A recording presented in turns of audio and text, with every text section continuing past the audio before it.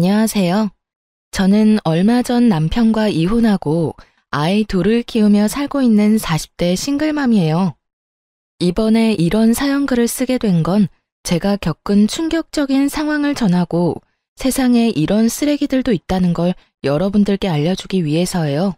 제가 이혼한 이유 한번 들어보시겠어요? 저는 결혼 당시에는 사회복지사였어요. 어릴 때부터 특정 직업에 애착을 가지는 타입은 아니어서 깊게 공부하는 스타일은 아니었어요. 사회복지사도 초고령 시대에 진입하면 노인 돌보는 사업은 망하지 않겠다는 생각으로 가볍게 택한 직업이었죠. 결혼 후 취득한 요양보호사 자격증도 사회복지사를 하다 보니 요양보호사 자격증도 유용할 것 같아서 취득한 거였어요. 그렇듯 저는 직업에 관해서는 특별히 집착하는 건 없었어요. 그리고 나이 30에 때가 됐다는 생각에 평범한 회사원이었던 남편과 결혼하고 바로 첫째 아이를 가졌었죠. 결혼할 때도 시댁에는 아무 문제도 없었어요. 시모는 자기 이름을 걸고 가게를 운영하는 멋진 중년을 보내는 분이셨고, 시부는 쾌활하고 언변이 좋은 성격 좋아 보이는 분이셨거든요. 남편도 그런 시부를 닮아 말도 잘하고 사람을 재미있게 해주는 사람이었어요. 그래서 결혼을 선택한 것도 있었죠. 그런데 그런 시부와 남편 사이가 처음에는 많이 나빴어요. 너 그 회사 때려치우고 그냥 엄마 밑에서 가게나 하라니까. 꼴랑 그만큼 벌어서 저 자식 밥은 어떻게 먹여 살릴래? 요즘 세상에 남자 혼자 벌어서 살 수 있을 리가 없잖아요. 와이프도 같이 돈 버는데 아버지가 왜 난리예요? 그리고 불확실하고 불안정한 수입보다는 적어도 확실한 수입이 낫죠. 볼 때마다 남편 직장 때문에 엄청 싸우곤 했거든요. 그런데 그게 점차 달라지게 됐어요. 결혼하고 한 6, 7년쯤 한창 싸우고 지지고 볶던 시부의 남편이 둘도 없는 친한 친구처럼 죽이 아주 척척 잘 맞더군요. 게다가 시부 말이라면 꿈뻑 죽는 남편을 보면 이제야 철이 좀 들었나 싶은 마음 반, 그래도 이건 좀 너무 과한 거 아닌가 하는 마음 반이었어요.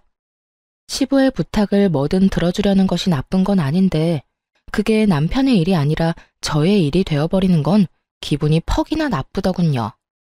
가게를 열심히 꾸려가던 시모가 너무 아팠던 적이 있었어요. 몸 상태가 너무 좋지 않아서 여러 병원을 찾다가 결국 큰 병원에서 해본 검사에서 혈액암이 발견됐죠. 시모는 입원하게 됐지만 급격히 쇠약해지는 바람에 간병을 할 사람이 필요하게 됐어요. 며느라가 네가 네 시어머니 좀 모셔라. 시부가 다짜고짜 그 말부터 툭 꺼내더군요. 상의가 아니라 통보였죠. 그게 얼마나 기분 나쁜 일인지 다들 아실 거예요. 저는 기분이 상했지만 일단 감정을 다스리고 시부에게 되물었죠. 아버님, 저도 할 일이 많은데 차라리 전문 간병인을 쓰는 게 어떨까요? 간병인은 돈 많이 들잖아. 그 돈 들이느니 네가 하는 게 낫지. 어차피 너도 그 뭐냐 간병하는 거 자격증 있다고 하지 않았어? 요양보호사 자격증은 있지만 저는 따로 직장이 있잖아요. 지금 일하면서 살림하며 애 보는 것도 힘든데 이 상황에 어머님까지 모시면 너무 힘들어서 아무것도 제대로 못해요. 돈이 많이 든다는 이유로 간병인을 안 쓰겠다는 말에 기도 안 찼죠. 그럼 저는 무보수로 부려먹어도 되는 노동력인가요? 솔직히 남편이 돈이나 많이 벌어왔으면 저도 이런 고민할 거 없이 일 그만두고 시모 케어하러 갔겠죠. 하지만 지금 저희 상황에 저까지 일을 그만두는 건 너무 무모한 행동이었어요. 그래서 저는 멀뚱하게 서 있는 남편에게 계속 눈치를 주고 있었어요. 그런데 남편이 뜬금없이 저한테 그런 말을 하더라고요. 여보, 모르는 사람한테 우리 엄마 맡기느니 그냥 당신이 봐주면 안 돼? 아버지 하는 말씀도 다 맞는 거고 솔직히 간병인 믿음직스럽지도 못한데 차라리 그런 사람에게 돈 주고 맡기느니 당신한테 맡기는 게 낫지. 당신 진짜 진심으로 그런 말 하는 거야? 나 일 그만두면 지금 당장 나가는 돈 다 펑크야. 모아놓은 돈도 많이 없는데 무슨? 엄마한테 이야기해서 일단 보험금 나오는 걸로 당신 월급만큼 달라고 하면 되지. 당신이 간병해주는데 그런 것도 못 해주겠어? 시모와 전혀 상의되지 않은 듯한 말투에 저는 걱정부터 앞서기 시작했어요. 두 사람 하는 걸 보니 제가 하겠다고 말하기 전에는 집에도 안 보내줄 것 같더라고요. 돈 문제만 해결되면 시모 돌보는 거야 일하는 거라고 생각하고 하면 되기는 한데 이럴 때는 남편이 외동인 게 정말 원망스럽더라고요. 결국 시부 말에 동조한 남편 때문에 저는 떠밀리듯 억지로 시모 병간호를 맡게 됐어요. 진짜 일하는 것처럼 오전부터 오후까지 일하고 저녁에는 집에 와서 애들 보고 살림하고 그렇게 하기로 결정했죠. 정말 싫은 일이 될 거라는 제 예상과는 다르게 생각보다 의미 있는 시간이 되었어요. 병간호하는 첫날 시모가 제게 그러더군요. 아가, 너 혹시 내 가게에서 일할 생각은 없니? 어머님 가게요? 제가 어머님만큼 요리를 잘하는 것도 아닌데 어떻게 거기서 일을 해요? 요리를 하는 게 아니라 운영을 하는 거지. 요리는 주방장한테 맡겨놓고 너는 가게를 굴리는 거야. 내가 이렇게 되고 나니 생각보다 내 가게에 애착이 많았다는 걸 느꼈어. 그걸 모르는 사람들에게 주느니 너한테 맡기고 싶은데 생각 있으면 배워보련? 정말 뜬금없는 제안이었지만 흥미는 생기더군요. 어차피 지금 있는 직업에 커다란 사명감이 있는 것도 아니었고 가게를 물려준다는 말까지 들으니 없던 흥미도 생길 수밖에 없더군요. 그렇게 그 다음 날부터 시모의 병수발을 들면서 시모 가게 일을 배우기 시작했어요. 시모 병원 입원 몇 달 전부터 시부가 가게를 운영하고 있었는데 매번 적자라 시모가 신경을 많이 쓰고 있다고 하더라고요. 그렇게 가게 운영에서부터 레시피까지 상세하게 저한테 알려주셨어요. 그래서 병수발 드는 내내 그리 힘들거나 지루하지도 않았죠. 그렇게 시간이 지나고 시모의 이식 날짜가 잡혔어요. 조혈모 세포 이식이었는데 천운인지 이식센터에 시모와 맞는 공여자의 골수가 있었던 거죠. 그렇게 날짜가 잡히니 시모가 제게 그러더군요. 수술하는 도중에 내가 어떻게 될지 모르니까 가게 명의부터 너한테 옮기는 작업부터 하자.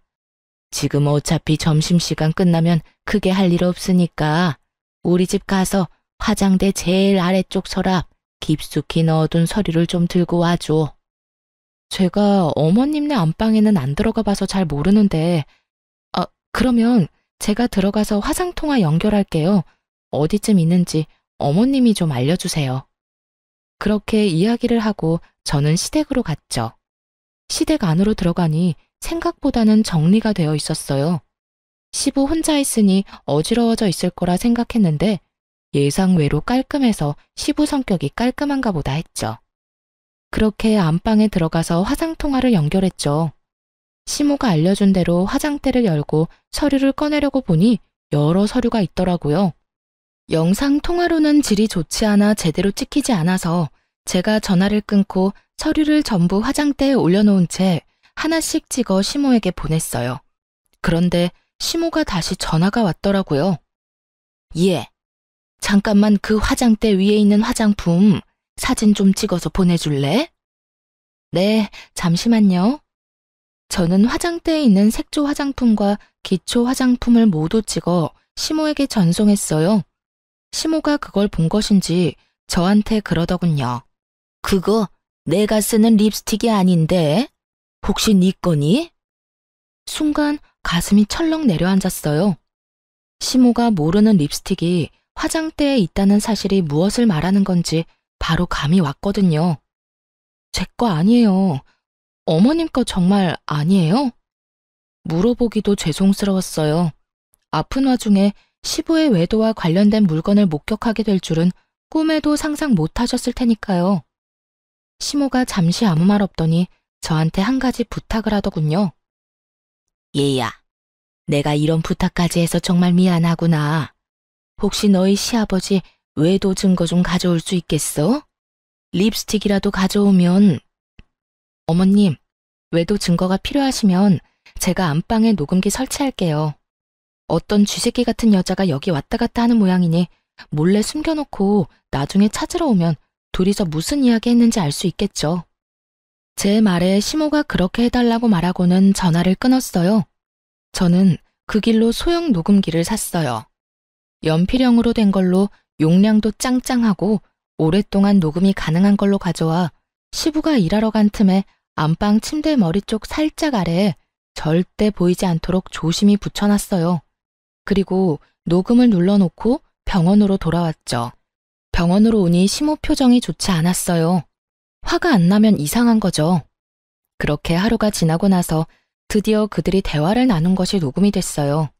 그 녹음 내용을 듣고 저는 차마 시모에게 들려주기가 너무 힘들었어요. 두 사람의 대화 내용은 정말 충격적이었거든요. 자기, 오늘 병원 안 가봐도 돼? 와이프 수술 날짜 잡혔다며. 근데 안 가봐도 돼. 수술 날짜 전날 가면 되지.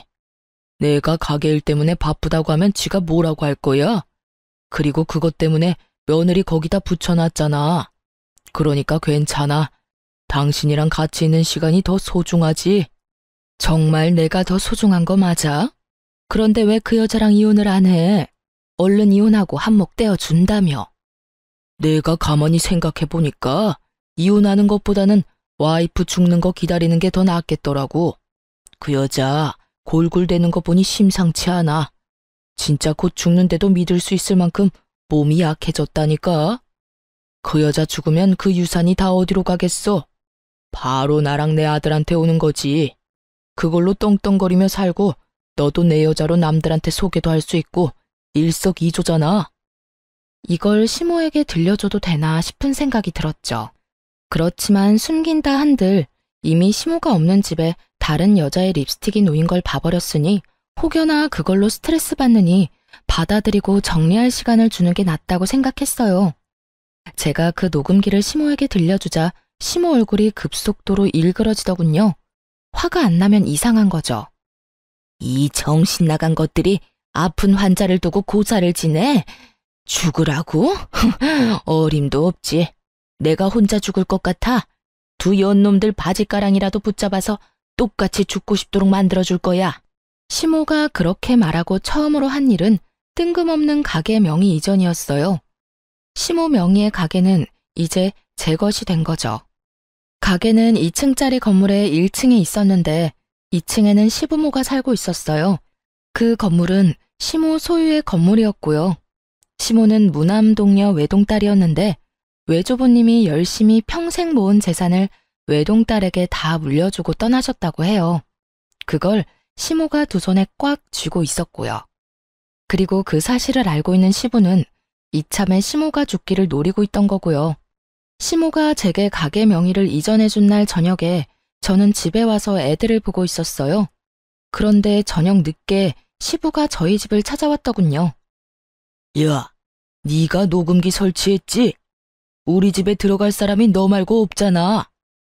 저는 침착하게 시부 말에 대응했어요. 녹음기 설치는 어머님이 하라고 해서 한 거예요.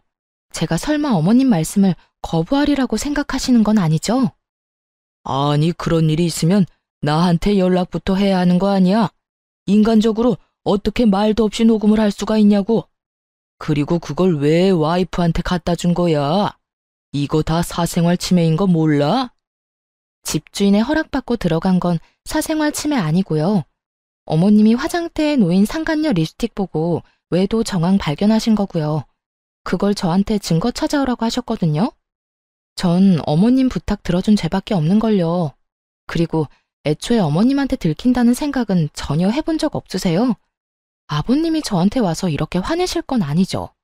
그거야말로 누워서 자기 얼굴에 침 뱉는 거랑 다른 게 없는데 외도를 하신 것도 잘못을 하신 것도 전부 아버님이고 저는 어머님 말씀 다 들어드린 죄밖에 없으니 저한테 뭐라 하지 마시고 어머님한테 직접 이야기하세요.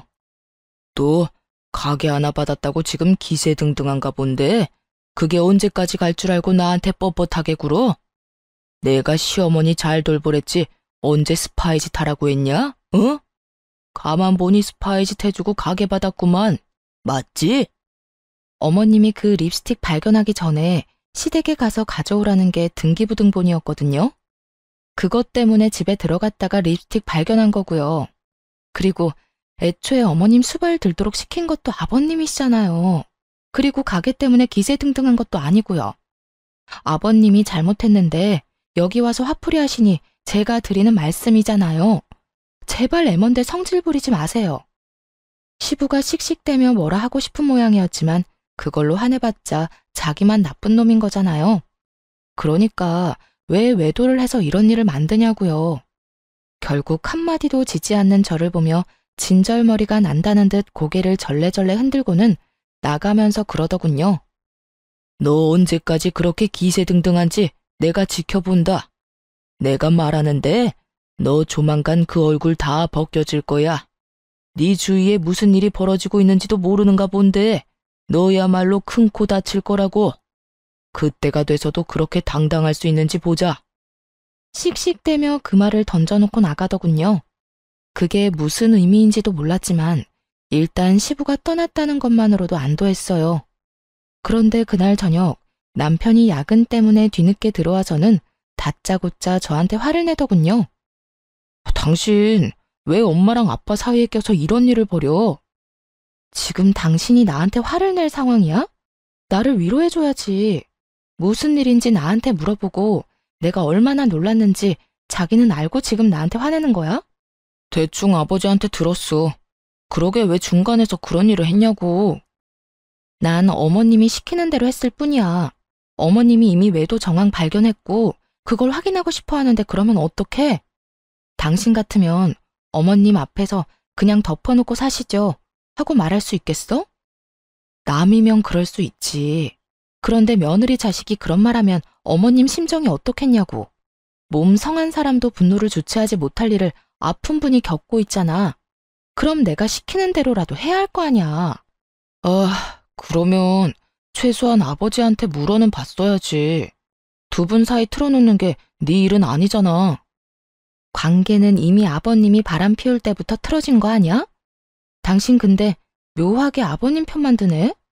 아무리 아버님이랑 친해도 이건 좀 아닌 거 아니야? 당신 어머님이야. 내 어머니가 아닌데도 나는 이렇게 화가 나는데 어떻게 당신은 그렇게 냉정해? 그럼 그 상황에서 내가 어머님을 속였어야 했어? 진짜 그게 맞는 일이냐고. 아니, 내 말은 그냥 끼어들지 말았어야 했다는 거지. 그런 일 있으면 나한테 이야기를 하던가. 그때는 그런 생각이 안 들었는데 지금은 당신한테 말 안 한 게 다행이라는 생각이 드네. 당신한테 말했으면 아버님한테 다 이야기했을 거 아니야. 그러면 아버님 외도 증거 사라지고 어머님만 억울했겠지. 너는 그 녹음기에 무슨 내용이 들어있는지 듣기는 했어? 얼마나 더럽고 천박한 이야기들이 들어있었는데. 들었어, 다 들었어. 근데 그게 뭐? 그렇게 된 것도 아니고 그냥 계획인 거잖아. 터무니없는 현실성 없는 계획. 그거 가지고 사람 몰아가는 건 아니지. 순간 남편의 그 말에 수상함을 느꼈어요. 왜 이렇게 시부 편을 드는 거지? 기분이 묘하게 이상했어요. 그리고 가게 명의 변경한 거 그것도 아버지한테 돌려줘. 당신이 가질 게 아니잖아. 그 가게 명의가 어머님이야. 어머님이 나한테 주신 거고. 병수발 들러간 첫날에 나한테 그 가게 주고 싶으니 가게 일 배우라고 하셨거든? 당신 진짜 점점 이상해. 왜 그렇게 아버님 편만 들어? 왜? 너도 남자라서 바람 피운 남자의 마음이 이해가 가? 제가 그렇게 추궁하자 남편이 눈에 띄게 당황하더니 갑자기 옷방으로 들어가 버리더군요. 그런 거 아니야. 그냥 아버지한테 말 전해 들으니 상황이 딱해 보여서 그렇지. 그런 거 아니라고. 너무너무 수상한 남편 모습에 결국 저는 흥신소에 남편 뒷조사를 의뢰했어요. 그리고 남편이 좀 더 자유롭게 무슨 일이든 저지르기 쉽게 만들어줬어요. 아이들을 친정에 맡기고 저는 시모 병원에서 당분간 지내겠다고 말했죠. 시부가 다시 찾아올까봐 무서우니 시모 곁에 있겠다고요. 그랬더니 남편은 별말 없더군요. 사람을 붙여놓고 난 뒤에 아침마다 남편의 행선지에 대해 물었어요. 평일은 거의 대부분 남편 행선지와 조사한 사람의 행선지가 같더군요. 다른 사람을 만나는 것 같지도 않고요. 그런데 주말에 시부와 낚시를 가겠다고 하더군요. 그래서 시부에게도 전화해서 물어봤어요. 이번 주 주말에 병원 오실 거냐고요. 둘이 싸운 게 있어서 상냥한 말투는 아니었지만 시부가 이번 주에는 남편과 낚시를 갈 거라고 하더라고요. 평소에도 둘이 이렇게 자주 낚시를 하러 갔기 때문에 처음에는 별 생각 없었어요. 하지만 그 다음날 조사 직원이 보내온 내용은 그들의 말과는 정반대였어요. 남편이 낚시를 간 것이 아니라 여자와 여행을 갔더라고요. 제가 없는 틈을 타 멀리 물 좋고 바람 좋은 곳으로 내연녀와 여행을 떠났더군요. 마누라는 자기 어머니 병수발 들도록 만들어두고 말이죠. 둘이서 팔짱 끼고 뺨에 뽀뽀하는 사진이 수십 장이나 찍혀 있는 걸 보고 제 속도 부글부글 끓었어요. 알고 보니 시부도 그날 상간녀를 만난 모양이더라고요. 서로가 서로의 외도를 숨겨주고 있었던 거죠. 그렇게 서로의 마누라를 속이고 부자가 똑같이 상간녀와 놀아났다고 생각하니 머리 끝까지 화가 났어요. 저는 참지 못하고 시모에게 달려가 울었어요. 왜 그러니? 왜 이렇게 울어? 무슨 일이 있었어? 시모의 목소리를 들으니 눈물이 왈칵 더 나오더군요. 한참 흐느끼던 저를 토닥이던 시모에게 제가 하소연하듯 말했죠. 어머님, 어쩜 좋아요? 그 사람도 바람 피는 것 같아요. 제 말에 시모의 토닥거림이 멈췄어요. 제가 고개를 들어 시모를 보니 시모 표정이 울상이 되어 있더군요. 이게 대체 다 무슨 일이니? 넌 그걸 어떻게 알았어? 얼마 전에 아버님이 오셔서 저한테 화내신 적이 있거든요. 그런데 남편이 아버님한테 무슨 이야기를 들었는지 아버님 편들면서 저한테 화를 내더라고요. 제가 거기에 끼면 안 됐었다면서 저를 탓하더라고요. 그러면서 가게 명의도 아버님한테 돌려주라고. 주말에 아버님이랑 낚시를 간다고 했어요. 아버님도 남편이랑 낚시 간다고 했고요. 그런데 알고 보니까 두 사람이 만나지도 않았고 서로 각자 내연녀를 만나고 있더라고요. 두 사람이 어머님이랑 저를 둘 다 속이고 있었어요. 어머님한테는 죄송한 말이지만 정말로 이혼하고 싶어요. 그 사람이랑 같이 살맛대고 살고 싶지가 않아요. 시모가 다 이해한다는 듯 제 어깨를 두드려 주더군요. 나와 너를 여기에 처박아 두고 자기들끼리 아주 신이 났구나. 부전자전이라더니. 그런 못된 것만 배워 처먹어서 마누라 힘들게 하는 자식놈이나 자식놈한테 가르쳐 줄게 계집질밖에 없던 멍청한 남편놈이나 내 인생의 실패작이나 다름없어. 어머님은 어떡하실 거예요? 나도 그놈과 이혼할 거야. 감히 내 재산을 두고 상간녀랑 그런 대화를 한 놈을 내가 용서할 리가 없잖니. 다만 지금이 아닌 거지. 그렇게 시모와 이야기를 나누고 병원에서 나오는데 병원 입구 쪽에서 시부가 기다리고 있더군요. 이야기 좀 하자. 저는 드릴 말씀이 없는데요. 내가 할 말이 있어. 너, 네 남편 바람 피는 건 알고 있어? 그거 알고도 지금 이렇게 유유자적한 거야? 우리 아들, 너 안중에도 없어. 그 여자랑 벌써 몇 년째 만나고 있는 것도 내가 잘 알지. 그걸 알고 있으면서 숨겨줬다는 건가요? 저도 이미 다 아는 사실이에요. 아버님이 말 안 해줘도 제가 다 조사했거든요. 서로 주고받은 게 많던데요. 그래, 나도 너 싫어. 그러니까 이혼이나 할 준비해. 그리고 네가 가져간 가게는 우리가 다시 가져올 거야. 알아들어? 우리가 누군지는 모르겠지만 전 주인은 어머님이시고요. 유책 배우자이자 내연녀가 있는 남편에게는 아주 불리한 싸움이 될 거예요. 제가 원하던 거였는데 남편도 원한다니 다행이네요. 말 한마디 안 지지? 너 앞으로도 그럴 수 있나 두고 보자. 그리고 앞으로 여기 오지 마. 네가 와이프한테 쓸데없는 바람 불어넣는 거 안다. 그 사람 성격에 나랑 이혼하는 거 죽어도 못해. 근데 네가 옆에서 살랑살랑 꼬드기면 그 여자 마음이 약해서 넘어갈 수도 있지 않겠어? 그러니까 앞으로 여기 얼씬도 하지 마. 마음대로 생각하시고 마음대로 행동하세요. 저도 마음대로 할 거니까요. 아버님은 보호자이기도 한데 방관자이기도 했잖아요. 그리고 아직까지 저는 이혼을 안 했으니 가족은 맞고요. 어머님이 원하시면 계속 올 수밖에 없어요. 넌 뭐가 그렇게 떳떳해? 너 지금 가게 하나 가졌다고 지금 이렇게 나오는 거야? 나 이래봬도 아직은 네 시아버지야. 그러니까 저도 존중해드리려고 존댓말 쓰고 있잖아요. 왜요? 이제 와서 제가 어머님한테 가게 하나 받으니까 다른 재산도 뺏길까봐 걱정되세요? 그러면 애초에 바람을 피우지를 말았어야죠. 도대체 잘못한 사람이 누군데 왜 저한테 성질인데요? 저도 피해자거든요? 지나가는 사람 붙잡고 물어봐요. 누가 과연 떳떳해야 하는 건지. 제가 떳떳한 이유는 제게 잘못이 없기 때문이고 아버님이 저를 보며 못마땅한 이유는 제가 바른 말만 하기 때문이겠죠. 그렇게 시부에게 일침을 놓고 돌아섰어요. 시부와 싸워봤자 아무것도 해결되는 것도 없으니까요. 그런데 돌아오는 길에 너무 화가 나는 거예요. 제가 왜 이런 취급을 받고 있나 싶고 왜 저딴 인간이 나한테 그런 소리 하는 거 참아야 하나 싶고 그래서 남편을 불러냈어요. 아무것도 모르는지 남편 놈은 태연스레 제가 말한 곳으로 오더군요. 갑자기 왜 밖으로 불러내? 집에서 이야기하면 되잖아. 귀찮다는 듯 말하는 남편 놈을 보며 저는 남편을 째려보며 말했죠. 집에 도착할 때까지 참을 수 없었거든. 내가 방금 아버님한테 들었는데 당신 바람 핀다며? 여자 있다던데? 그래서였어? 그래서 당신 아버지 편들면서 나한테 화냈냐?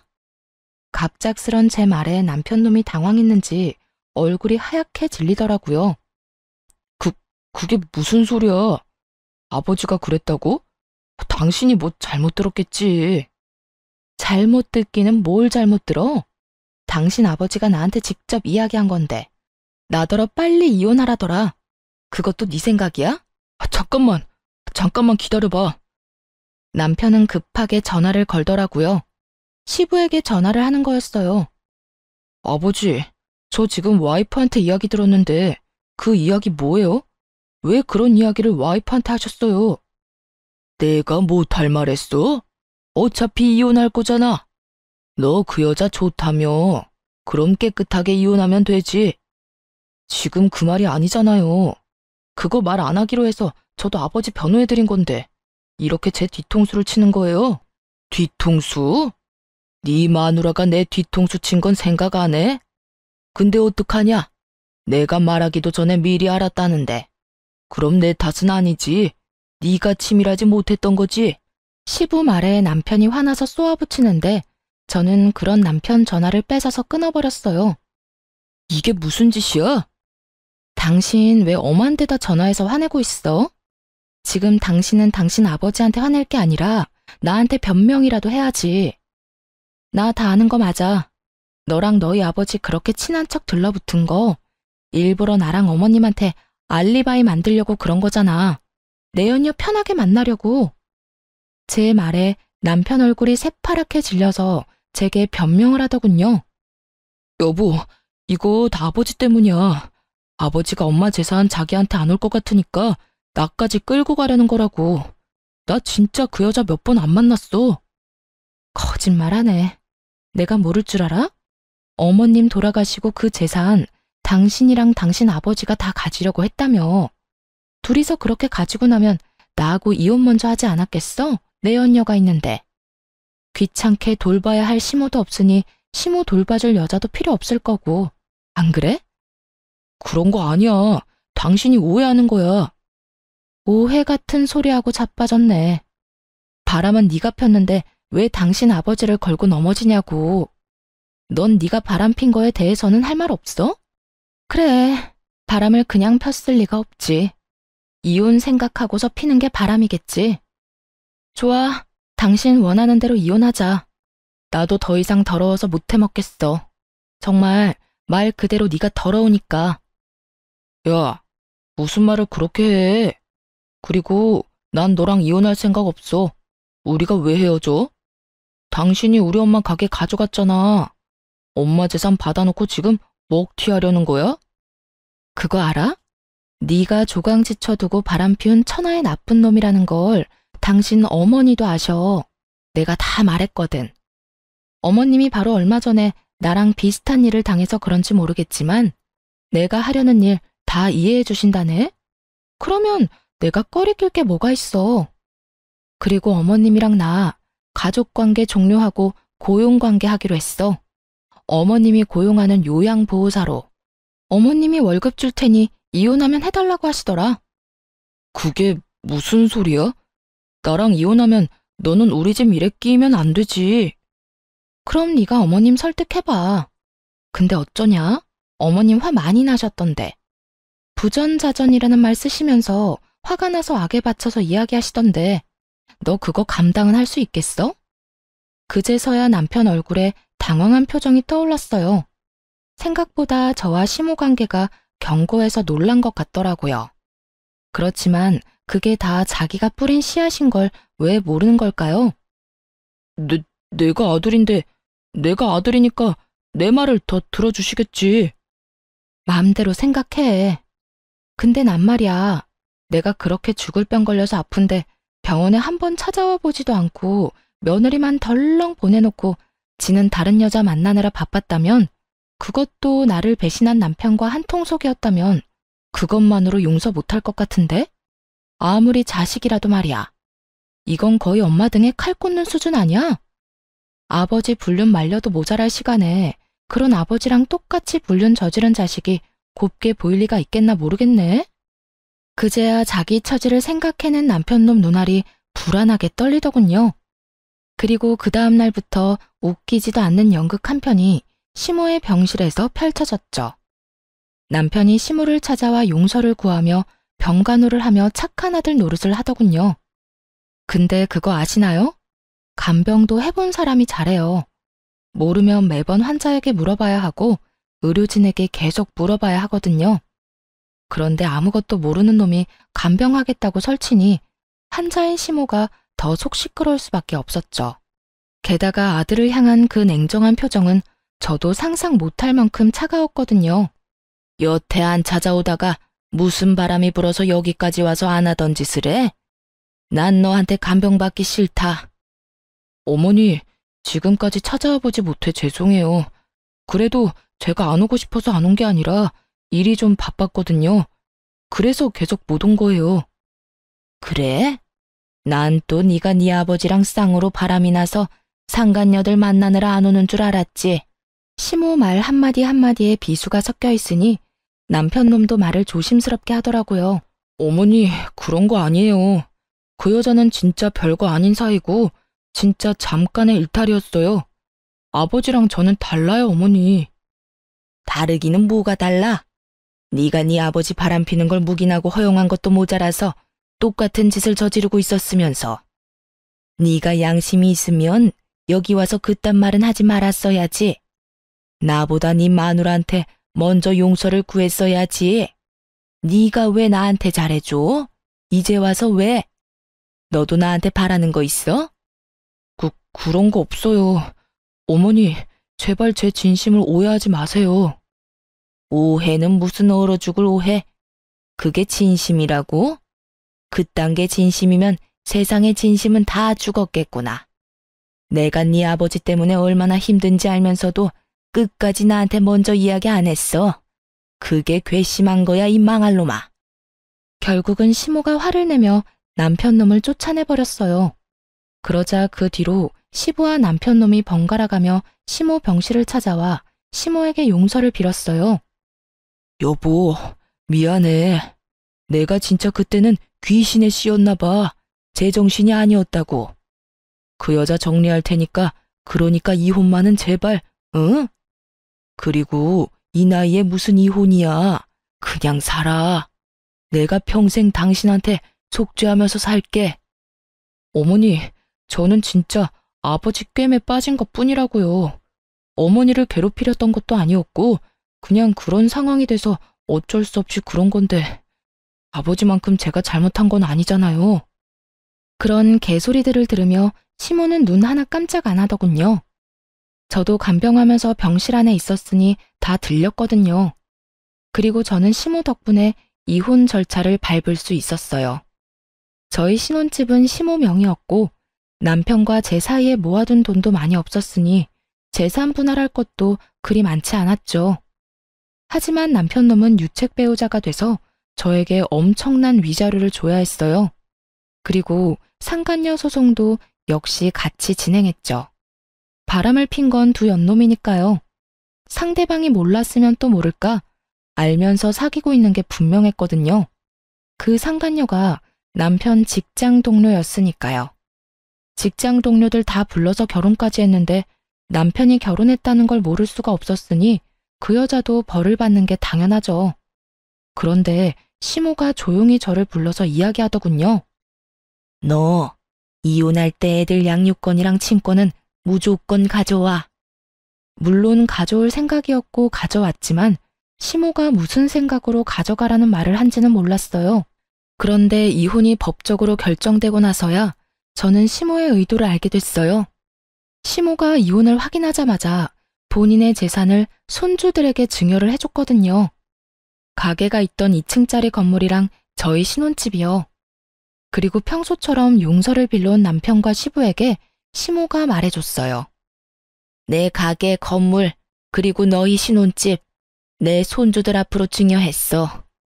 너희처럼 여자 눈에 눈물 흘리도록 만든 놈들한테 내가 물려받은 거 단 하나도 줄 생각 없어.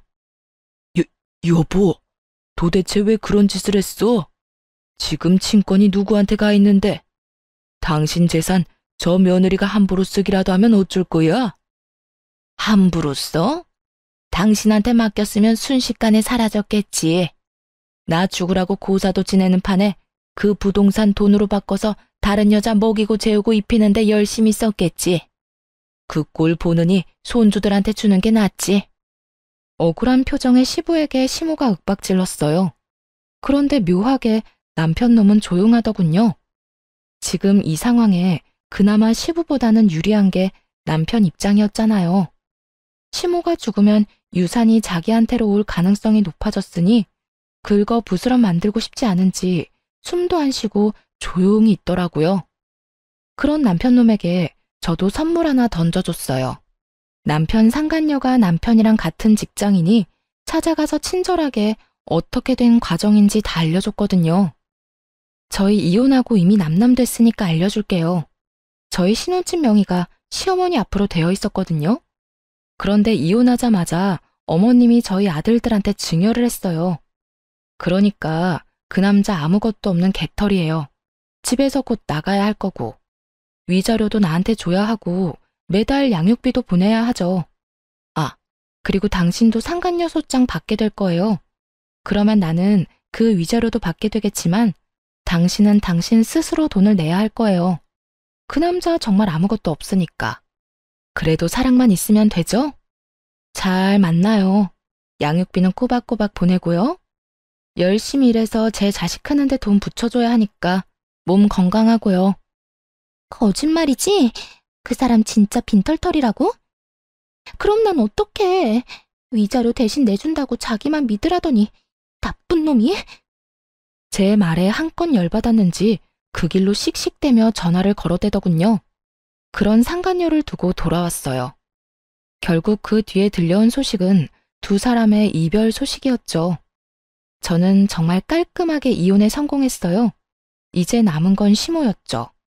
시모는 제가 이혼하고 손주들에게 부동산을 증여해주면서 모든 재산을 정리해두고 이혼 소송을 진행했어요. 시부가 죽자 살자 매달렸지만 시모가 들은 채도 하지 않았어요. 그 여자와 만난 것이 하루 이틀 일도 아니었고 거의 5년 가까이 만나며 시모를 기만했으니까요. 게다가 아픈 사람을 두고 바람을 피우면서 심지어 재산을 다 가질 거라는 이야기를 했으니 그에 관한 시모의 분노가 얼마나 컸는지는 상상하지 않아도 알만했어요. 결국 두 사람도 이혼을 했지만 역시나 시부가 유책 배우자가 됐고 나눠야 할 재산 분할은 시모의 증여로 인해 할 것도 거의 없었죠. 시모 명의로 된 것은 현금 자산뿐이었는데 그마저도 병원비와 보험금으로 받은 거라서 건드리지도 못하게 됐거든요. 결국 부자가 똑같이 계집질하다가 이혼당하고 빈털터리로 나앉게 생긴 거죠. 게다가 상간녀까지 떠나가니 지푸라기라도 잡는 심정으로 시어머니 병실만 뺀질나게 드나들더라고요. 어머님은 자기가 오래 살지 못할 거라 생각했는지 마음을 단단히 먹고 시부를 빈털터리로 만들었고요. 그런데 정말 웃긴 건 제 전남편 놈이었어요. 그 자식이 시부가 나가 떨어진 걸 보고 시모에게 찾아와 뭐라고 했는 줄 아세요? 어머니, 이제 하나뿐인 자식인 제가 어머니 잘 모실게요. 이러는 거예요. 그러면서 세상 효자인 척 다 하더군요. 시모가 그런 아들 바라보며 물었죠. 아, 그래? 그럼 잘 모셔라. 내가 해달라는 대로 다 하고 그 정도는 할 수 있지? 네, 당연하죠. 어머니, 저만 믿으세요. 그 꿍꿍이 속을 왜 모를까요?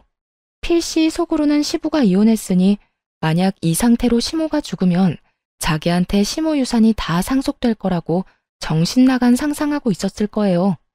그렇지만 그 뒤에 들려온 시모 말에 전 남편 표정이 울상이 됐죠. 그래, 그러니까 내가 미리 알려줄게. 나는 내 재산 다 쓰고 갈 거야. 그리고 다 못 쓴 거 있지?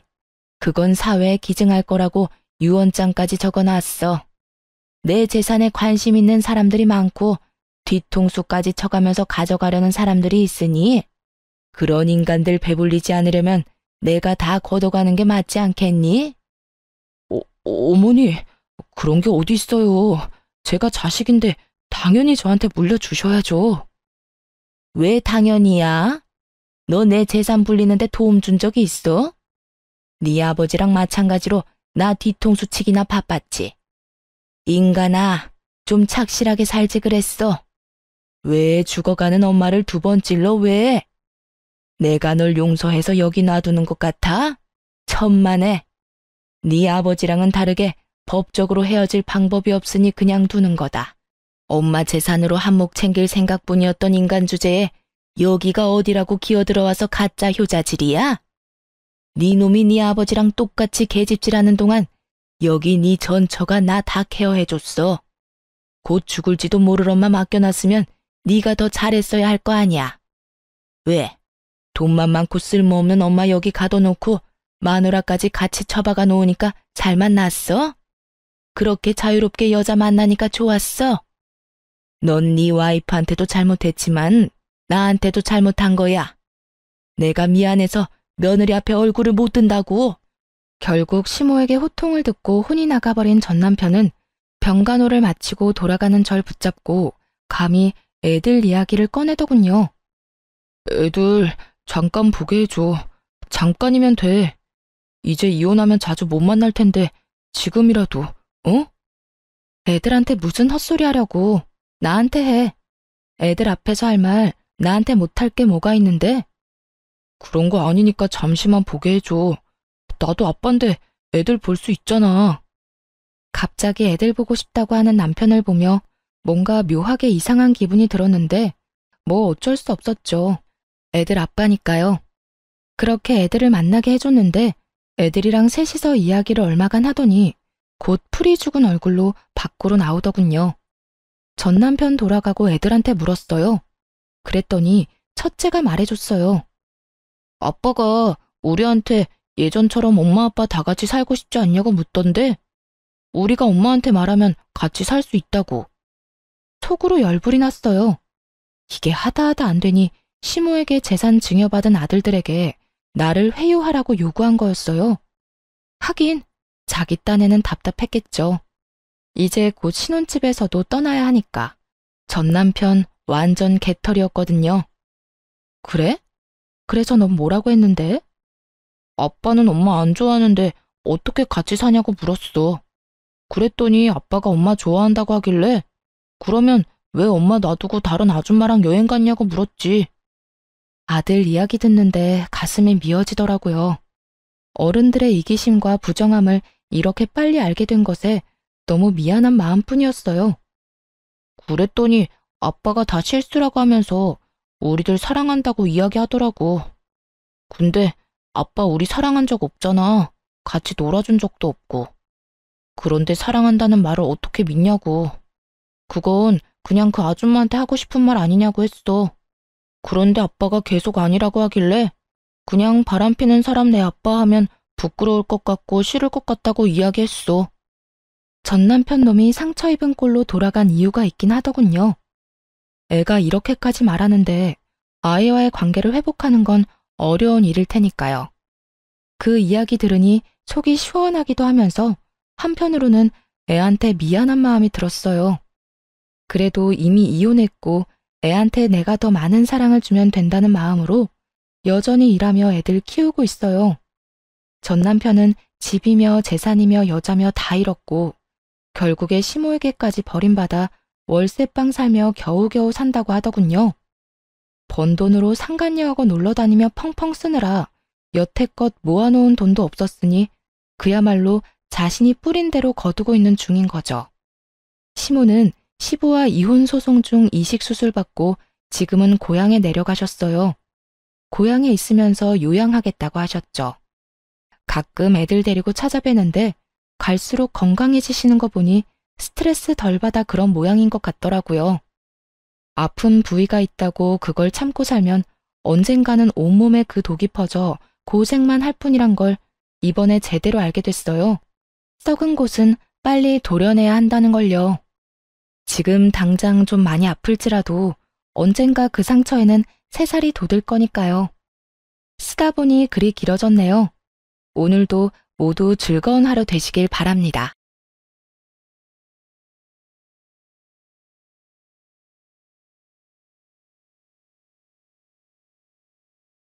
안녕하세요. 저는 평범한 30대 중반의 여성이에요.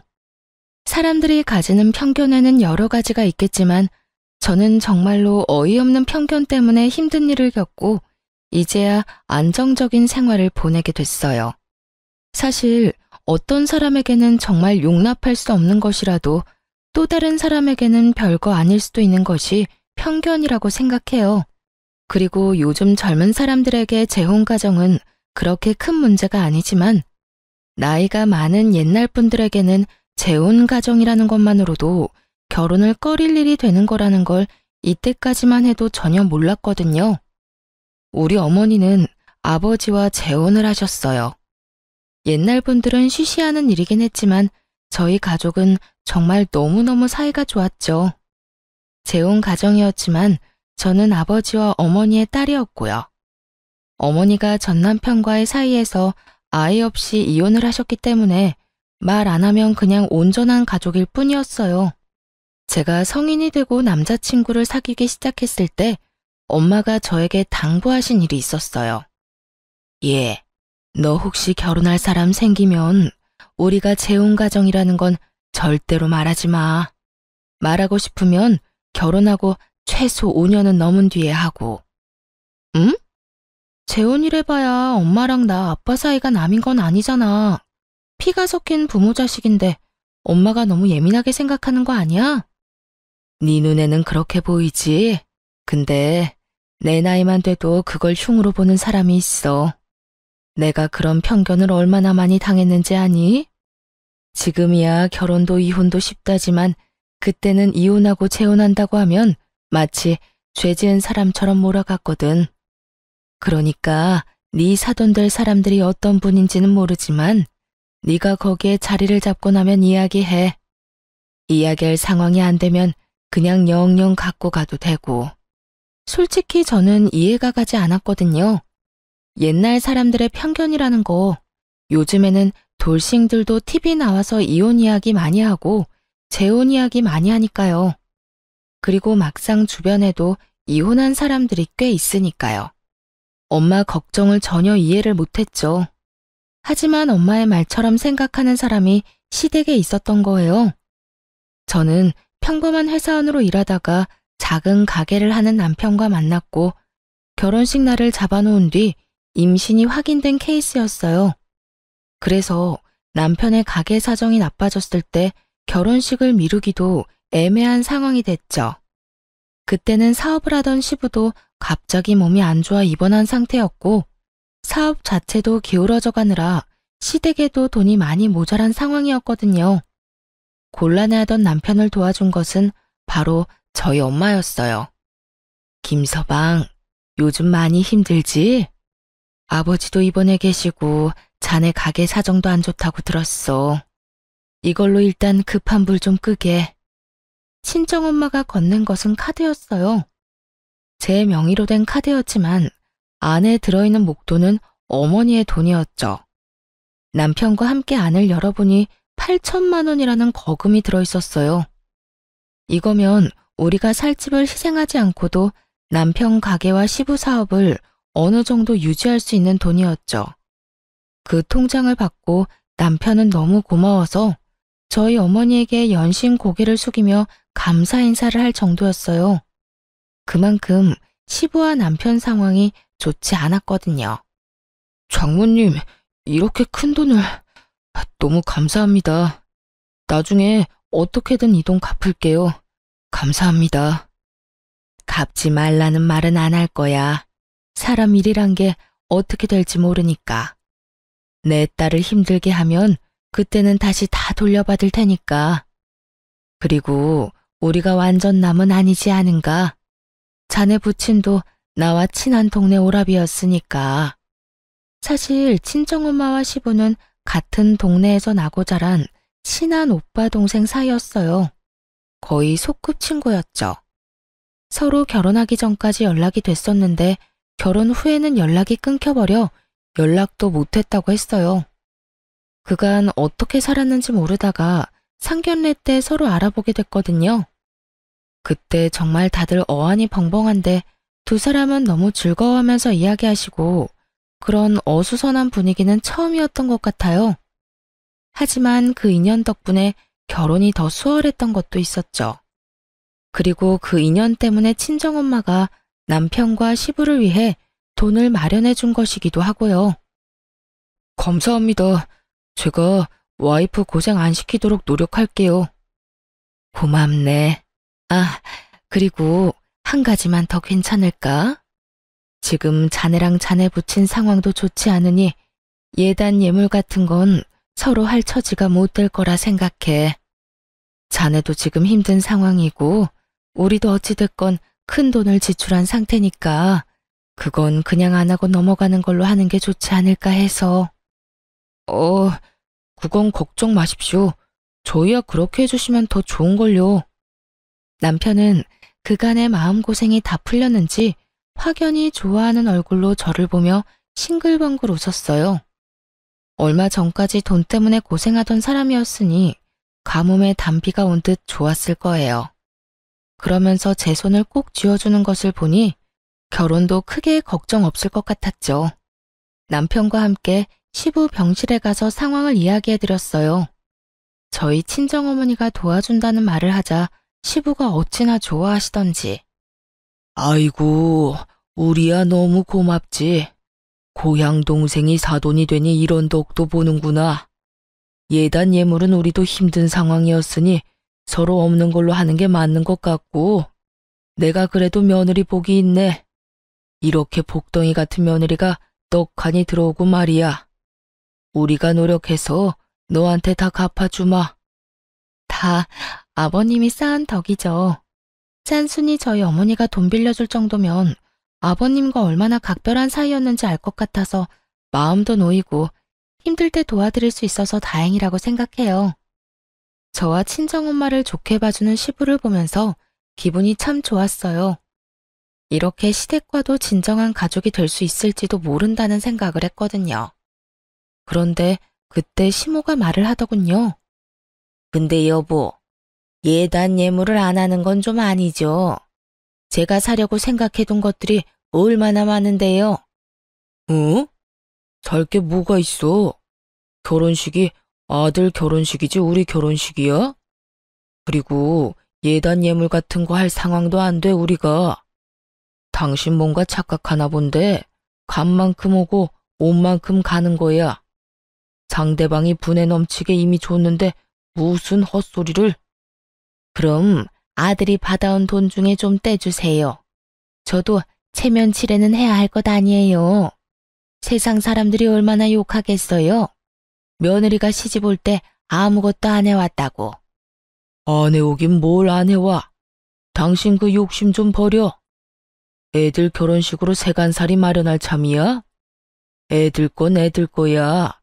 제발 이상한 거 생각하지 말고 우더런 되는 마음으로 얌전히 좀 있어.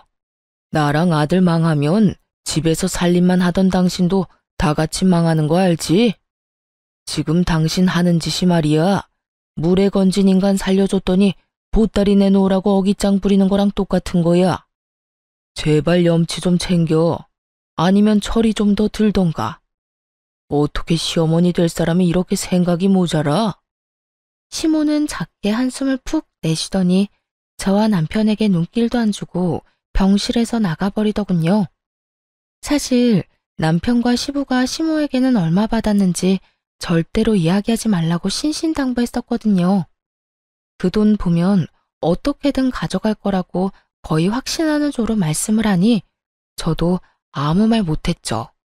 그러니 시모는 저희 엄마가 빌려준 돈이 그렇게 큰 액수라고 생각을 안 한 것 같더라고요. 여보, 미안해. 엄마가 나쁜 의도로 그렇게 말씀하지는 않았을 거야.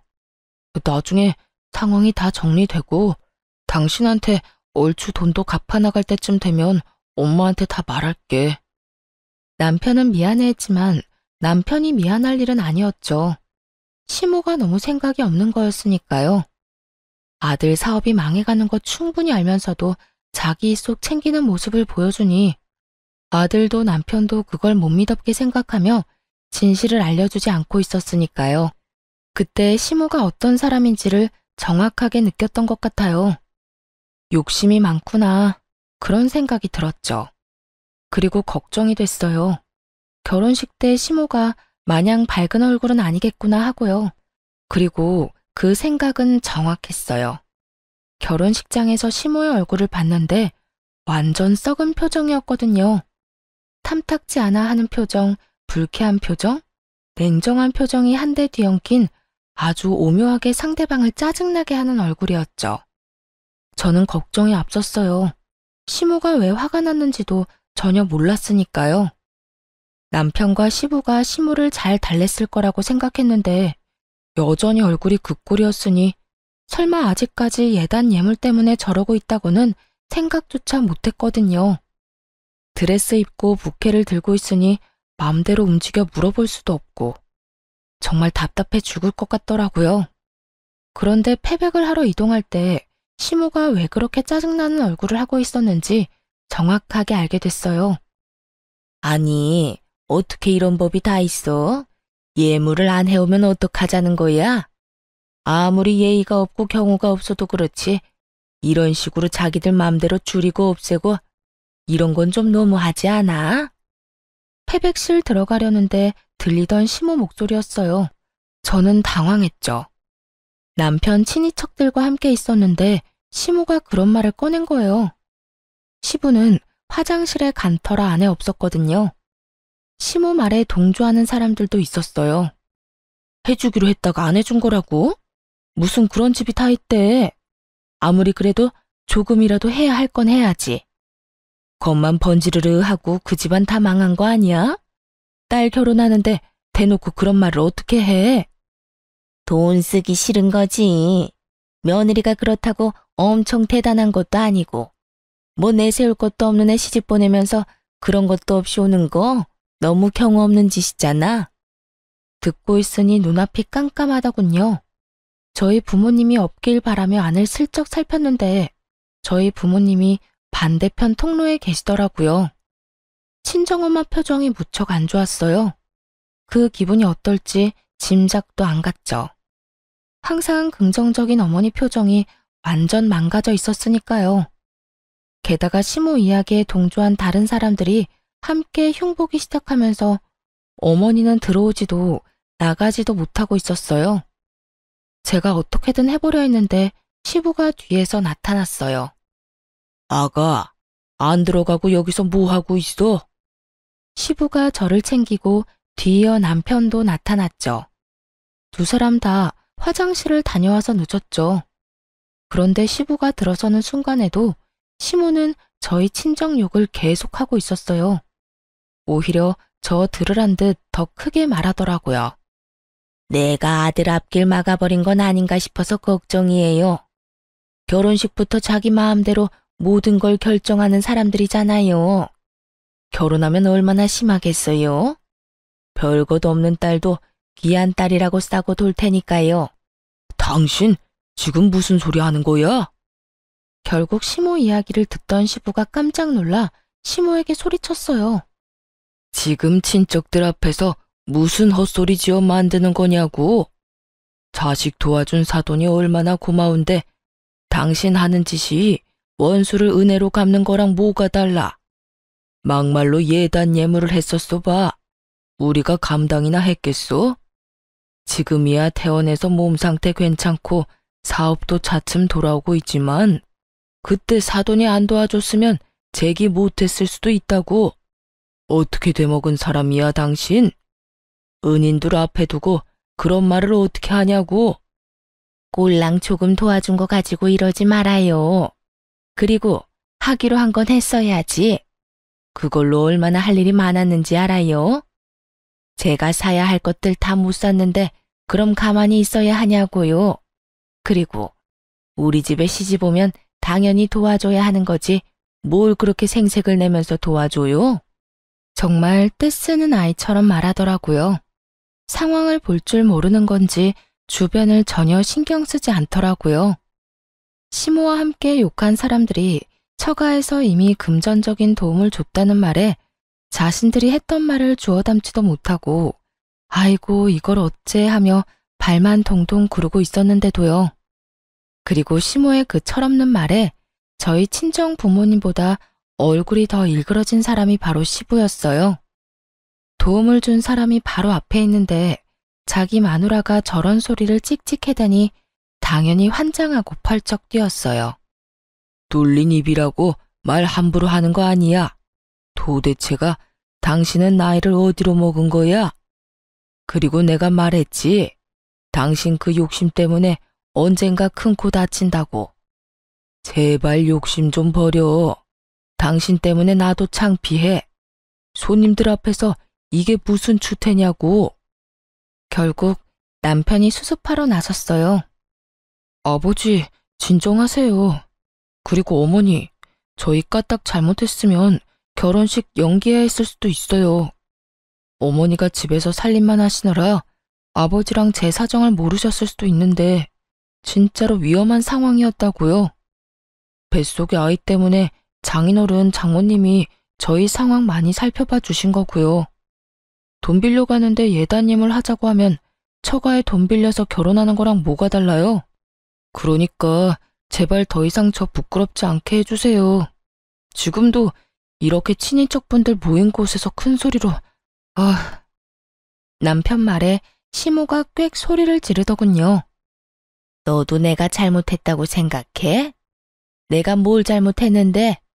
며느리 보면서 덕 좀 보겠다는 게 그렇게 큰 일이야? 덕만 봤어요. 망해가는 가게 살려준 은인인데 어머니한테 직접적으로 돈 주는 거 없다고 이런 식으로 구는 것 같은데 살면서 제가 해드리면 되잖아요. 그러니까 제발 제 와이프 처가는 건드리지 마세요. 제발 사람 도리만 하면서 삽시다. 네? 시모는 골이 잔뜩 난 채로 인상을 확 찌푸리고 있었고 시부와 남편은 저와 친정 부모님을 달래려 애썼어요. 두 사람이 잘 달래지 않았다면 분위기가 수습이 안 될 정도로 망가졌을 거예요. 남편은 저와 친정어머니에게 미안하다고 연신 고개 숙였죠.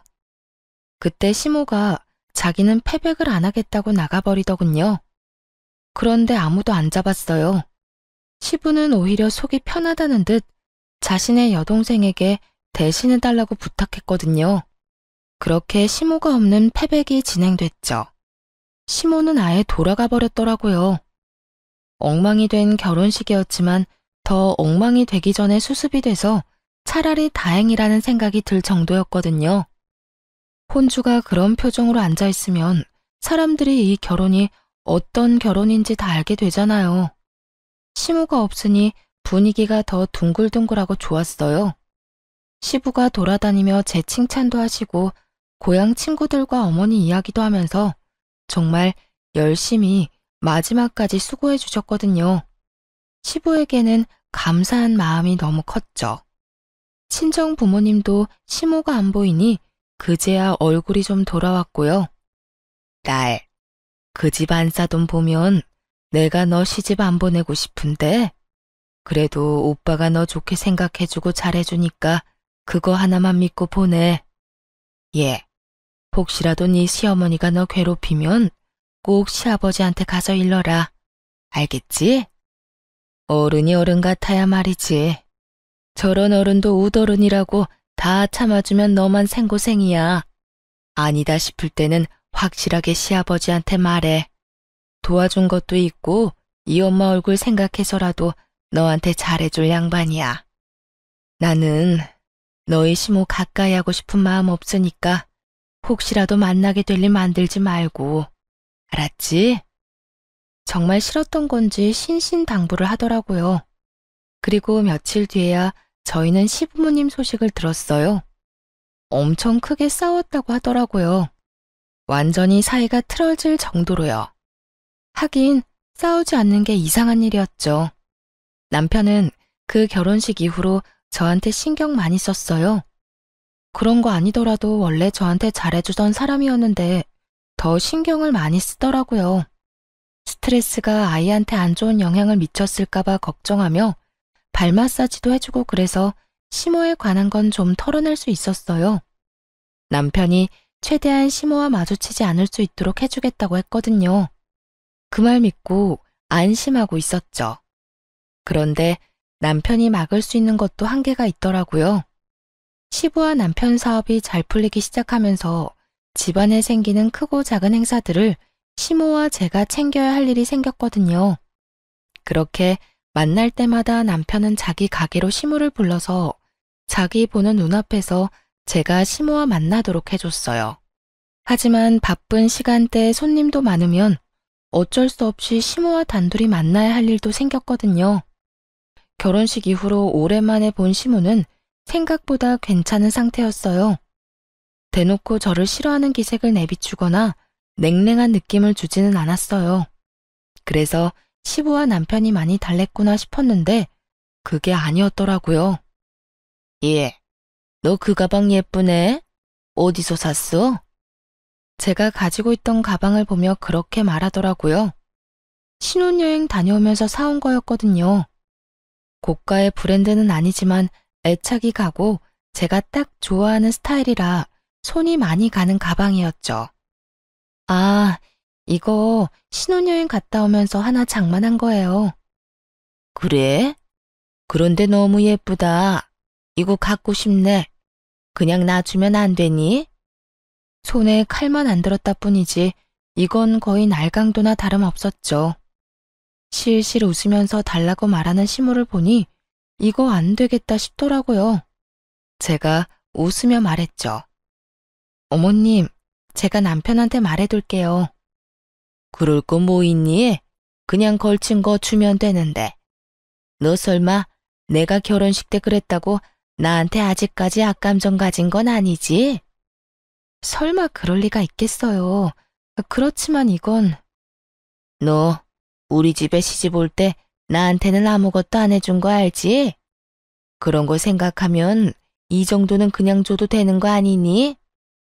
시모가 아주 단단히 벼르고 있던 모양이었어요. 제가 거절할 것 같은 뉘앙스를 풍기자 바로 그런 식으로 말하더라고요. 저는 일단 알겠다고 이야기하고 시모에게 넘겼어요. 비싼 것도 아니고 세상에 하나뿐인 것도 아니고 이걸로 시모 마음이 풀리면 그걸로도 괜찮겠지 하는 마음에 한번 준 것이었는데 그 뒤로 계속 그런 요구를 하더라고요. 남편에게 말했더니 남편이 바로 시모에게 전화해 말했어요. 엄마, 아무리 그래도 신혼여행에서 제가 와이프한테 사준 가방을 가져가시면 어떡해요.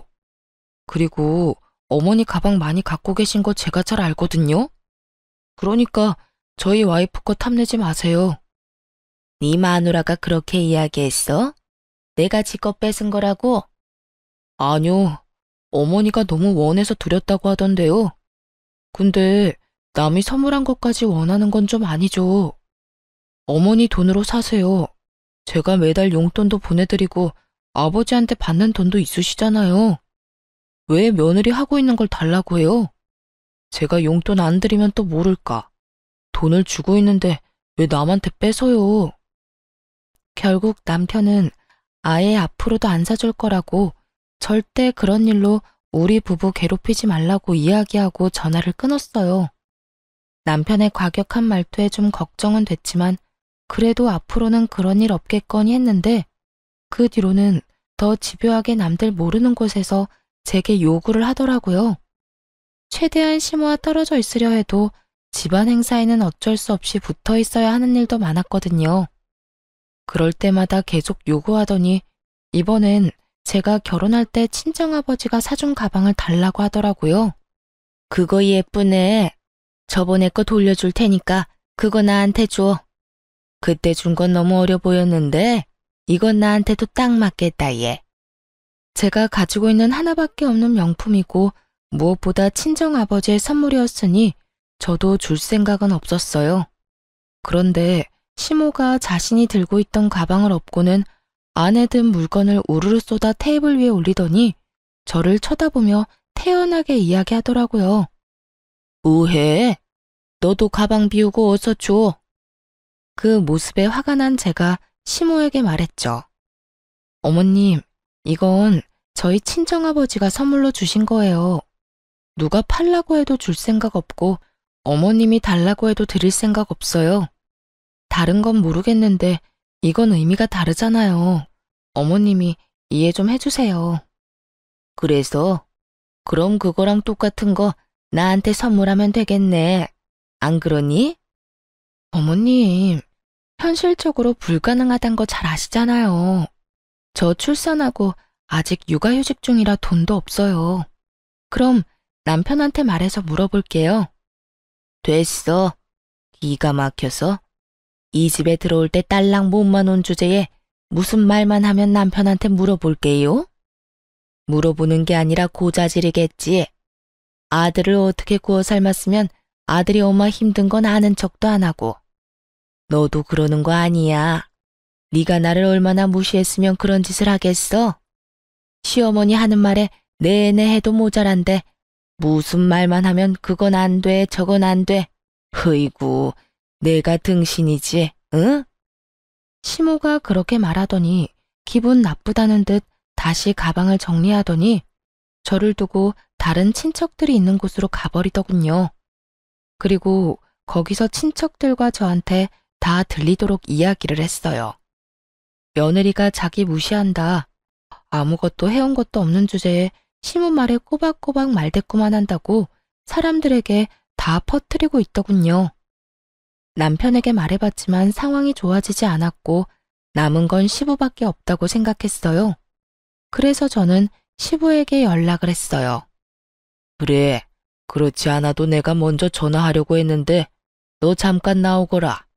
시부를 만나러 간 곳은 시부 회사 근처였어요. 나가니 시부가 제게 종이봉투를 하나 건네더라고요. 그리고 그 안에는 고가의 가방이 있었죠. 너 얼마 전에 네 시어머니한테 가방 뺏긴 거 아들한테 들었다. 내가 그거 보니 미안해져서 말이지. 그간 사돈에게 도움받은 것도 있고 내가 네 어머니에게 직접 선물을 하려니 그러지 말고 며느리한테나 잘하라고 해서 이렇게 가방 하나 사들고 왔어. 내가 너한테는 얼마나 고마운지 모른다. 앞으로도 우리 아들이랑 손주랑 그렇게 잘 지내거라. 다른 건 바라지도 않아. 솔직히 네가 우리 집에 들어오고 좋은 일만 있잖아. 말만 들어도 힘이 되고 기분이 너무 좋더라고요. 대신 이거 네 시어머니한테는 내가 사줬다고는 하지 말고 그 여편네 그거 알면 또 난리 날 거다. 그 말을 듣는 순간 그런 생각이 들더군요. 이걸 보면 시모가 얼마나 갖고 싶어 할까 하는 마음이요. 그래서 숨겨두고 몰래 쓸 생각이었는데 시모가 저번에 친척들 앞에서 제 욕한 게 생각나서 괘씸하더라고요. 그래서 이번에 시댁에 갈 때 그 가방을 메고 갔어요. 시부가 먼저 알아채더니 저한테 눈짓으로 잘하고 다닌다며 고개를 끄덕이더군요. 그리고 아니나 다를까 이번에도 시모의 눈이 돌아가더라고요. 얘, 이런 건 또 어디서 났어? 저번보다 훨씬 예쁘다. 이거 나한테 줘, 응? 그러면 앞으로 친척들한테 네 이야기 안 할 거야. 그걸 말이라고 하는 건지. 시모가 며느리 흉보면 사람들이 그 집안을 뭘로 알겠어요? 그것도 결혼한 지 1년도 안 된 며느리를. 게다가 가방 하나에 그런 말 안 하겠다는 것도 다 그냥 해보는 말일 거예요. 지금 하는 행동을 보면 답이 나오게 돼 있죠. 저는 난색을 표하며 시모에게 조심스럽게 말했죠. 어머님, 죄송해요. 이 가방은 중요한 사람에게 선물 받은 거라 어머님한테 드릴 수가 없네요. 나중에 남편한테 말해서 이야기해 볼게요. 그랬더니 시모 눈이 쫙 치켜 올라가더니 또 나한테 퍼붓는 거예요. 중요한 사람? 너한테 중요한 사람이 시부모 말고 누가 있니? 너 설마 남자 있니? 그거 남자한테 받은 거 맞지? 알아서 열심히 자기 무덤 파는 시모를 보며 저는 속으로 웃었어요. 욕심이 끝도 없는 양반이었죠. 그 가방이 뭐라고 멀쩡한 며느리를 외도나 하는 여자로 만드는지. 뭐 눈에는 뭐만 보인다더니 저는 한마디 덧붙였어요. 그런 거 아니에요, 어머님. 말하기는 힘들지만 진짜 중요한 분한테 받은 거라 이거는 진짜로 드리기 힘들어요. 너 맞네, 바람핀 거. 지금 당장 안 주면 너 그러는 거 가족들한테 다 알릴 거야.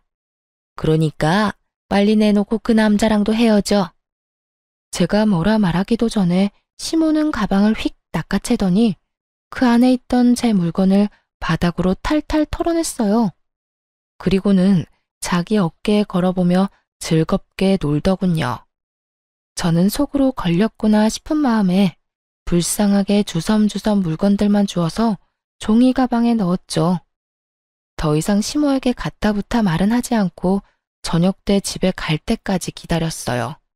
저는 일부러 작은 종이 가방만 하나 챙겨들었죠. 배웅하러 온 시부가 제 짐을 보고 의아해하며 묻더군요. 아가, 너 가방 놔두고 왔어.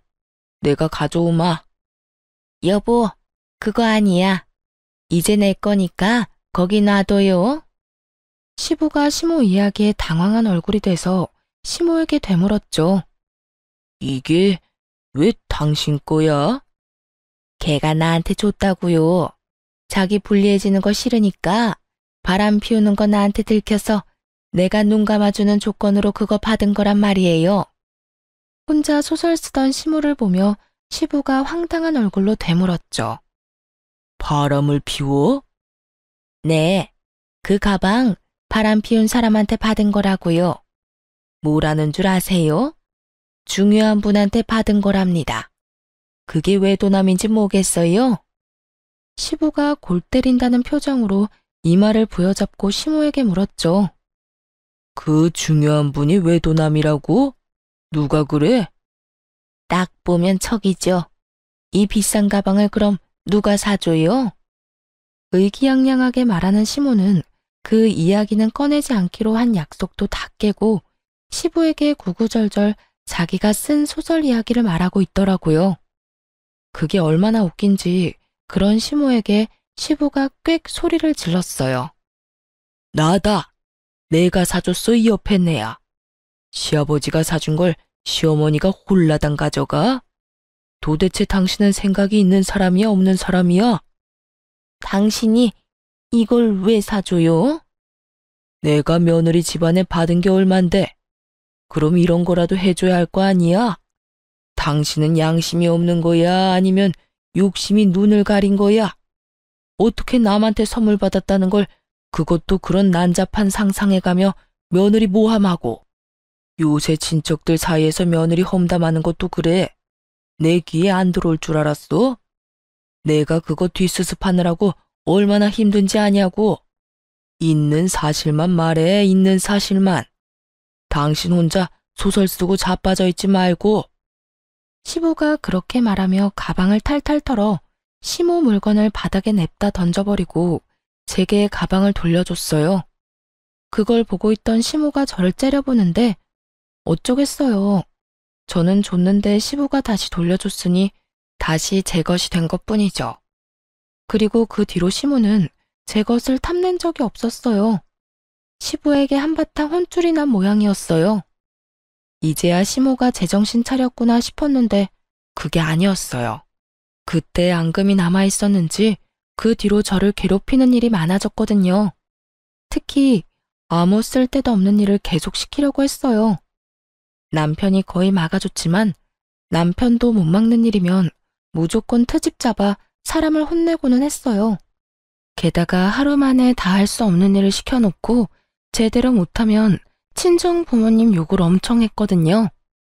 그러다 정말 제대로 시모와 붙은 적이 있었는데 그게 바로 김장 때였어요. 보통은 친정이나 시댁에 가서 김장을 하는데 시모는 시댁에 오지 말고 저희 신혼집에서 김장을 해서 시댁 먹을 것까지 해서 가져오라고 하더라고요. 너무 양도 많고 힘드니 친정엄마한테 연락했죠. 이야기 들은 친정엄마가 흔쾌히 도와주겠다며 왔는데 제가 좋아하는 반찬에 고추장, 간장까지 다 해오셨더라고요. 둘이서 김장하는데 힘들긴 했지만 정말 재미있게 일했거든요. 김장을 다 하고 친정엄마에게 잠깐 쉬고 가라고 했죠. 안방에 들어가 엄마가 쉬는 동안 저는 바깥에 정리하고 있었는데 갑자기 현관문 비밀번호 누르는 소리가 나더니 곧 시모 얼굴이 보였어요. 어머님, 무슨 일로 오셨어요? 제 물음에 답도 않고 시모는 제 얼굴에 다짜고짜 종이를 확 뿌려대더라고요. 날리는 종이를 보며 당황한 표정으로 이게 무슨 종이인가 싶어 주었어요. 그런데 그 사이에 거실로 들어간 시모가 다 만들어 놓은 김장김치 뚜껑을 열더니 거실에 패대기 치는 거예요. 너무 당황한 제가 소리를 질렀죠. 어머님, 이게 무슨 짓이에요? 무슨 짓? 무슨 짓은 너랑 너희 집이 했겠지. 너 이혼 가정인 거 왜 말 안 했어? 말했으면 너 절대로 결혼 안 시켰을 거야.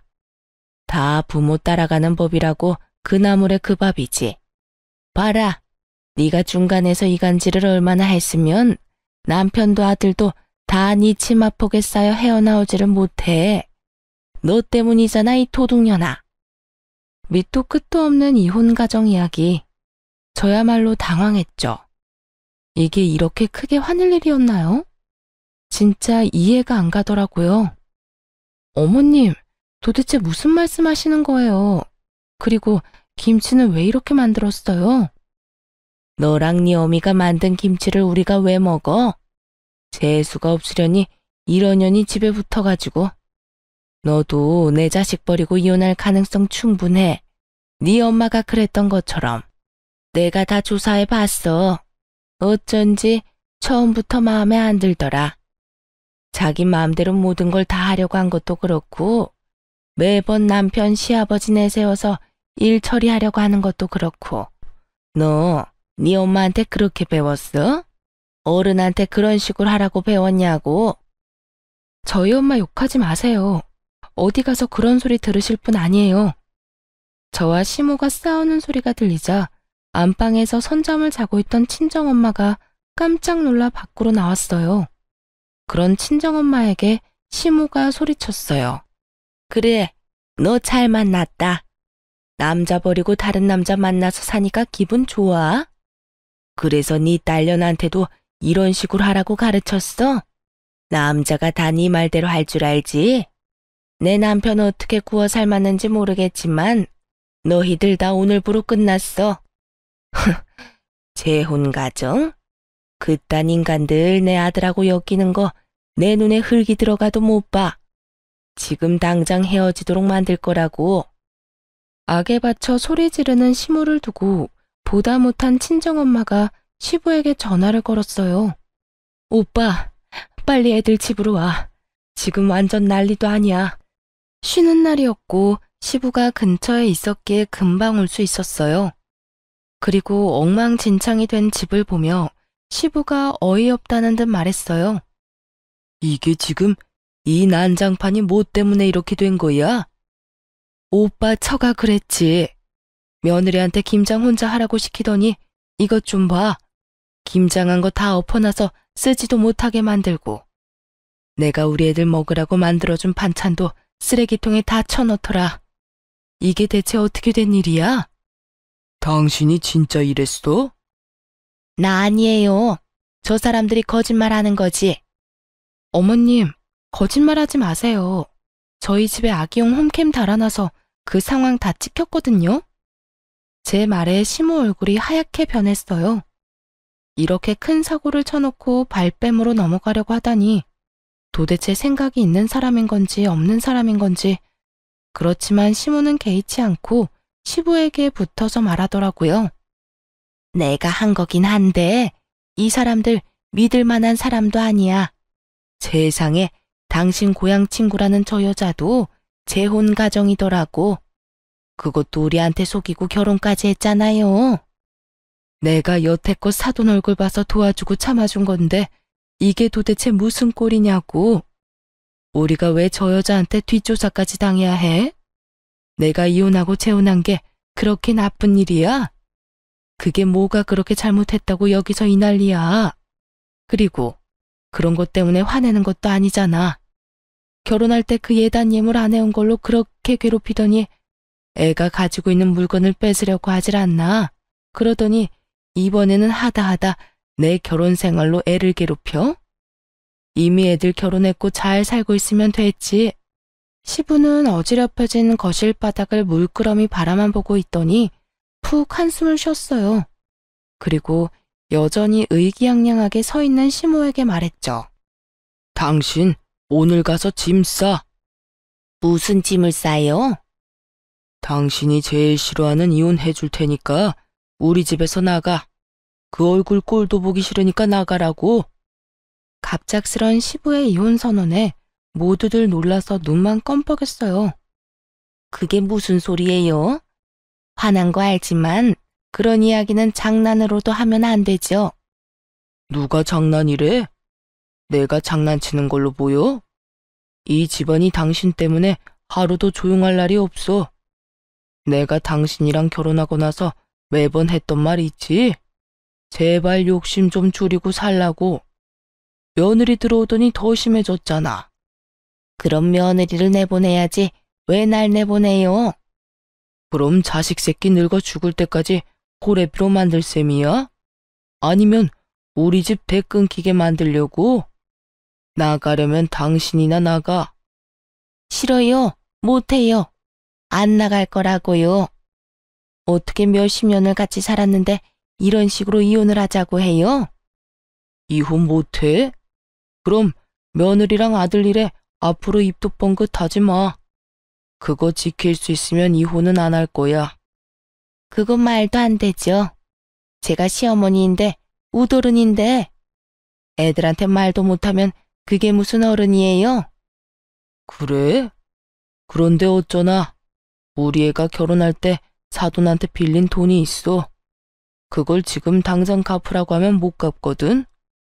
당신이 갚을 생각 있어? 그럼 애들 이혼시킬 수 있는데. 제가 갚을게요. 끼케야 몇백이겠지.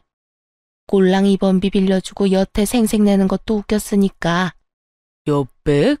이 여자야 자그마치 8천만 원을 빌렸어. 8천만 원. 당신 갚을 수 있어? 어? 8천만 원이요? 그제야 우리가 빌려준 돈이 얼마인지 알게 된 시모가 아무 말도 못하고 눈치만 살살 보더군요. 그러더니 도리어 인상을 쓰고 꽥 소리를 질렀어요. 그럼 미리 말해줬어야죠. 내가 여태 몰랐으니까 그랬지. 그만큼 큰 돈 빌려줬으면 내가 이런 식으로 했겠어요? 그 큰 돈 액수 말해줬으면 당신이 또 쓸데없는데 돈 쓴다고 돈 내놓으라고 떼썼겠지. 예단 예물에 쓰겠다고. 내가 당신을 몰라? 나만큼 당신 잘하는 사람 없어. 그리고 당신 생각도 진짜 나쁜 거야. 돈 많이 빌려주면 아무 소리 안 하고 돈 적게 빌려주면 큰 소리 뻥뻥 칠 거야? 도대체 어디서 배워먹은 거야 그런 논리는? 적은 돈이든 큰 돈이든 빌려준 사람은 다 고마운 사람이야. 도와준 사람한테 이런 식으로 은혜를 원수로 갚는 건 대체 어디서 배워먹었어? 당신 어머니가 그렇게 가르쳤어? 시모가 저에게 했던 말 그대로 시부가 시모에게 돌려줬어요. 당신 어머니가 그렇게 가르쳤냐는 그 말이요. 그 말 듣는 순간 시모 얼굴이 확 굳는 걸 봤어요. 그렇지만 결국 시부 말에 아무런 대꾸도 못했던 시모는 시부와 결국 이혼 절차를 밟게 됐어요. 시댁 가족들은 드디어 터질 게 터졌구나 하는 반응이었어요. 사실 시모의 철없는 행동으로 그간 시댁 식구들이 뒷소습한 적이 많았다고 하더라고요. 생각 없이 말 내뱉는 거랑 사실관계 알아보지도 않고 소설 지어내서 말하는 거. 그리고 남의 것 욕심내는 것까지. 그래도 가족이라고 여태 끼고 살았던 것 같은데 결국은 이렇게 갈라서게 된 거죠. 그런데 시부와 시모의 이혼은 이상한 곳으로 불똥을 튀게 만들었죠. 하루는 신우가 눈물을 흘리며 남편을 찾아왔더라고요. 오빠, 그 사람이 나랑 파혼하자고 했어. 어떻게 하면 좋아?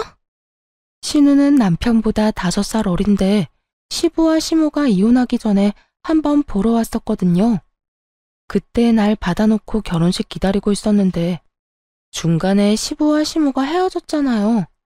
그것 때문에 상대방 부모 쪽에서 말이 많았었던 것 같더라고요. 이혼 가정은 싫대, 그 사람 집에서. 결혼하기 전에 무슨 이혼을 하냐고. 얼마나 콩가루 집안이면 딸 결혼 앞두고 이런 짓 저지르냐고. 그 사람 부모님이 엄청 난리였어. 이게 내 잘못이야? 왜 내가 이런 불행을 겪어야 하는데. 내가 겪으니까 언니가 얼마나 힘들었을지 이제야 이해가 가. 시모가 저를 반대했던 입장 그대로 그쪽 집안에서 신우를 반대했으니 신우가 제 심정을 이해하고도 넘쳤던 거죠. 그런 신우를 달래줬어요. 아가씨, 누구 탓도 아니에요. 아가씨 탓은 더더욱 아니고요. 남자친구는 뭐래요? 부모님 말씀 따른다고 해요? 걔는 무조건 부모님 말씀 들어야 한다는 의견이라 보수적인 건지 마마보인 건지 진짜 못 참겠어요. 엄마는 도대체 왜 그런 짓을 했어요? 제가 결혼할 때까지만이라도 얌전히 있어주면 됐었잖아요. 아무래도 안 되겠어. 엄마한테 따져야겠어. 결국 신우가 그 자리에서 시모에게 전화를 걸었어요. 엄마, 지금 내가 무슨 꼴 당했는지 알기나 해? 지금 하하호호 즐겁게 있을 때가 아니라고. 나 파혼 당했어. 엄마 때문에. 아니, 엄마는 왜 이상한 짓을 해가지고 아빠한테 이혼까지 당한 거야? 엄마가 제대로 행동했으면 아빠한테 이혼당할 일도 없었잖아. 대체 왜 그런 짓을 해서 내 인생을 망쳐? 그리고 나까지 이혼 가정이라는 이유로 파혼당할 일도 없었고. 엄마가 내 인생 조져놓은 거야. 아냐고. 예, 그게 무슨 소리야? 네가 왜 파혼을 당해? 엄마 아빠 이혼했다고 파혼당했다고. 엄마가 다 책임져. 책임지라고. 내 인생 어쩔 거야? 신우는 시모 탓을 하며 시모에게 악담을 퍼부었어요. 아니, 이혼한 게 네 탓도 아닌데 왜 결혼식에 그딴 이상한 이야기를 들먹여? 그 사람들 제정신이니? 시모 말에 마시던 차를 내뿜을 뻔했어요. 자기도 그 이상한 논리로 저희 부부를 갈라놓으려 한 사람 중에 하나였으면서 저런 말을 할 수 있다니. 하긴 그때는 본인도 이혼녀가 될 수 있을 거라고 생각조차 못 해봤을 테니까요.